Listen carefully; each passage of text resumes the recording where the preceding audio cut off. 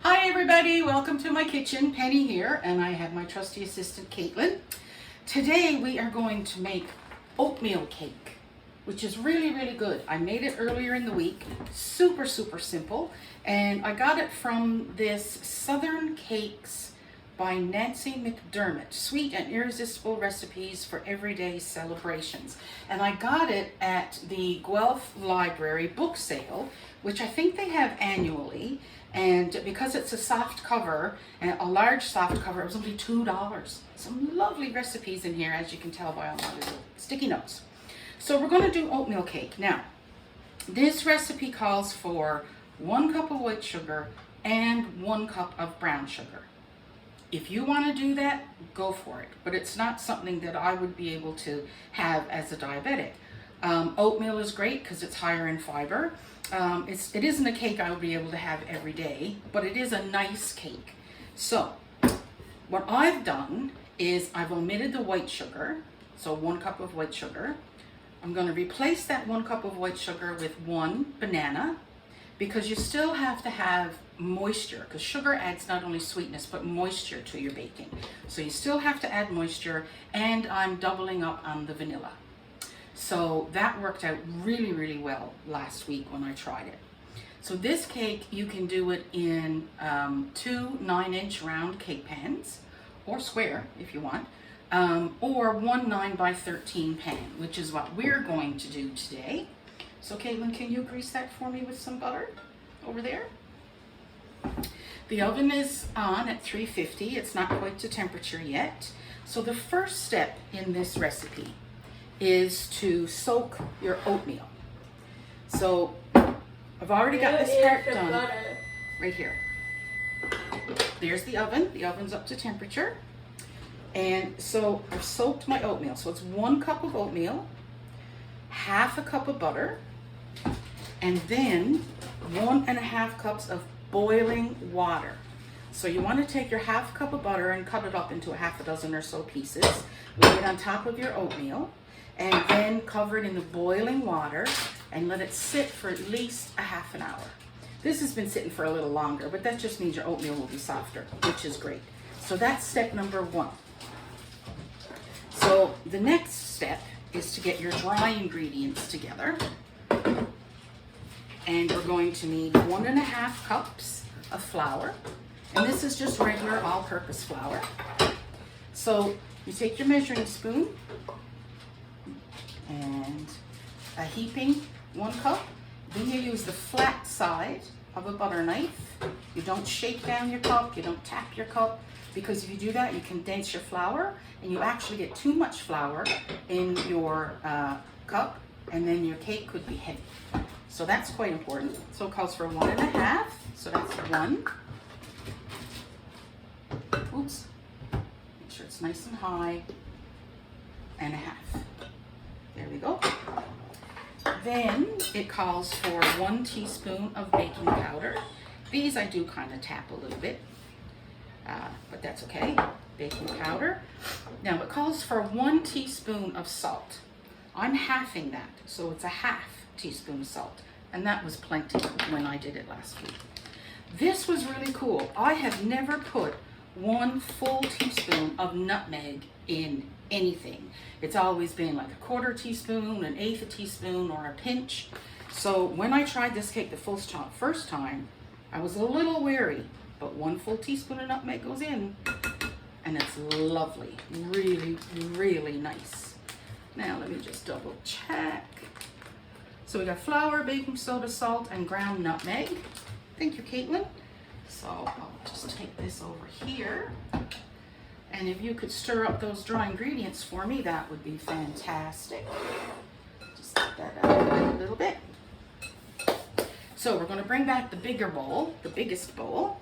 And in here, we're going to put our 1 cup of brown sugar. Now, in reality, if I really wanted to, I could reduce this to a half a cup. However, it's a treat, so it's okay. So that's our 1 cup of brown sugar. We're going to put in a banana, a soft banana, not a newly ripened banana, but one that looks something like that. Needs to be a little bit brown. I'm going to take that in little pieces. Then we're going to take 2 eggs.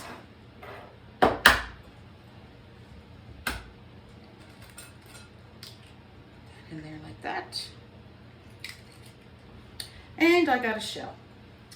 Well, if you get a shell, take the shell from the egg, because you know how when you try to get a shell out of something, it will always run away from your fingers or your spoon?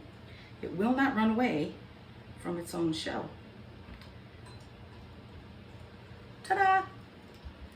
Another little trick for today. And there's the second egg. Now, we have to mix this in a stand mixer or an electric beater for about 2 minutes until it's all really nice and fluffy. So I'm going to do that, and then we'll be right back. Okay, so we've mixed up our brown sugar, our 2 eggs, and our banana, which is replacing the 1 cup of white sugar. And you can see how it's all nice and fluffy and bubbly. That's exactly what you're looking for. So now we're just going to add in 2 teaspoons of our vanilla, which we could have done before we started mixing it, but I forgot. It's all good. Okay, so now we're going to add in half of our flour. Oops, made a mess already. There we go. Just going to do this with a whisk, but lightly. You're not looking to beat anything, you're just looking to combine everything in a smooth batter. There we go. Do the next part. There you go, Caitlin.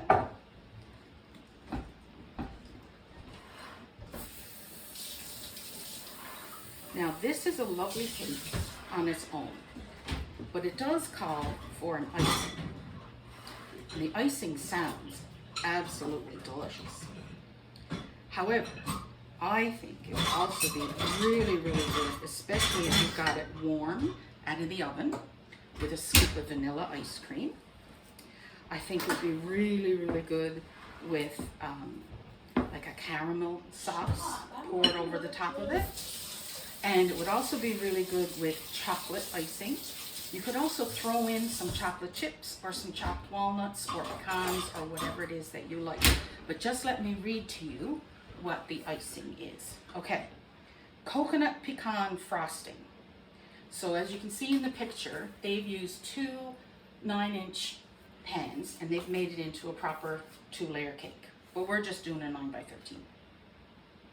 So coconut pecan frosting calls for half a cup of butter, 1/4 cup of evaporated milk. Now, personally, I wouldn't open a whole tin of milk just for a 1/4 cup. So you could use whatever milk, almond milk, if you've got half and half in the fridge, whatever it is you want to use. 1 cup of sugar, 1 teaspoon of vanilla, 1 cup of chopped pecans or walnuts, or whatever your favorite nut is, and 1 cup of sweetened shredded coconut. You basically put all that into a saucepan.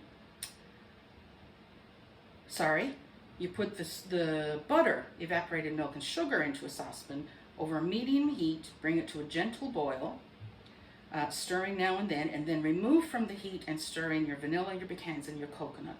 Beat well with a wooden spoon or whisk or a mixer on low speed until it has thickened, cooled the frosting. Then you spread it between the 2 layers in the middle and on the top.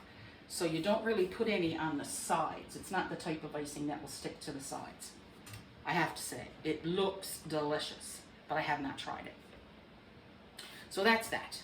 Alright, so now we're going to add our basically pre-cooked oatmeal. And this is quick cooking oats. This is not the old-fashioned like steel oats or whatever, but you could use that if you wanted to. There you go, Caitlin. But don't use the instant oats because they won't give you the same texture. So we're going to mix all this in, scraping down our sides to make sure it's all incorporated. There we go. Caitlin's the awesome cleaner-upper over there. And that's it. So now we're going to put it in our 9 by 13 pan. Now let's turn it this way. There we go. And if you like oatmeal, you will love this cake. And even better, you will love the raw batter. It's really, really good. Okay.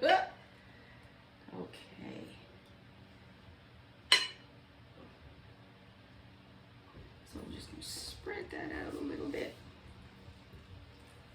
Just a little bit.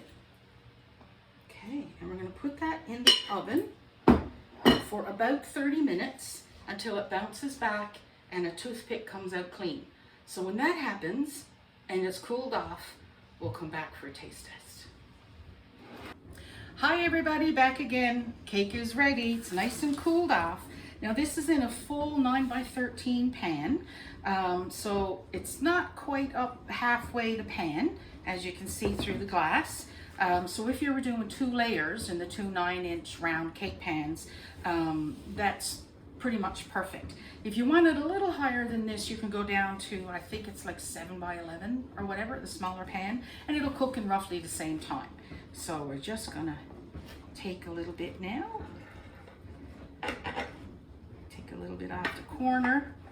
It is so, oh, sorry, it is so good. Caitlin did a lovely job greasing the pan so she doesn't stick. And there we go. So moist, so good. Little scoop of ice cream or fresh fruit or whipped cream. So good. I hope you give it a go. Enjoy. Bye.